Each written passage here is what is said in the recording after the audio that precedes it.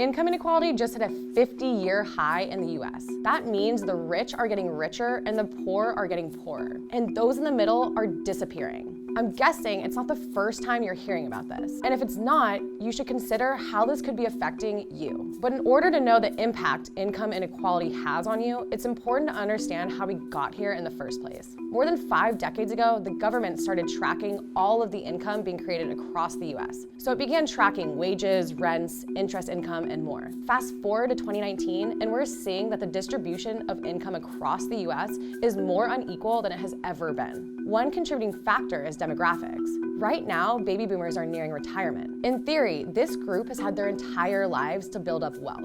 So they're retiring, they have a savings, and they have more interest-based income, like investments, than us millennials. Many of them are within their peak earnings stage. And then we have their children, us, who are still new to the workforce. And many of us have entered with entry-level salaries and outstanding debt like student loans.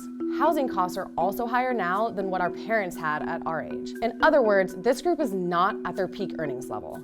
So we have these two cohorts of people at the top of the income distribution and at the bottom of the income distribution, which could be driving this income inequality. Then there are economic factors that also play a role. The federal minimum wage of $7.25 an hour isn't rising fast enough in a fast-growing economy. And while some local and state governments have raised their minimum wages higher than $7.25, the federal government hasn't raised it since 2009. There are still 17 states that are tied to the federal minimum wage. In those cases, a full-time worker could still only be paid $15,000 a year. Another contributing economic factor is that unions have basically vanished. In 2018, only about 10% of US workers belong to unions. That's the lowest rate it's ever been since the Bureau began recording statistics in the 1980s. Unions used to be more common in previous economic eras. They used methods like collective bargaining to move more money from companies into their workers' pockets. This is why we're seeing workers at companies like General Motors going on strike in 2019 and demanding a clear path for temporary workers to become permanent employees. And it's not just manufacturing jobs that are being affected by this. It's a trend we're seeing across industries and even at massive tech companies like Google. In 2019, Google's temp and contract workers outnumbered the company's actual employees.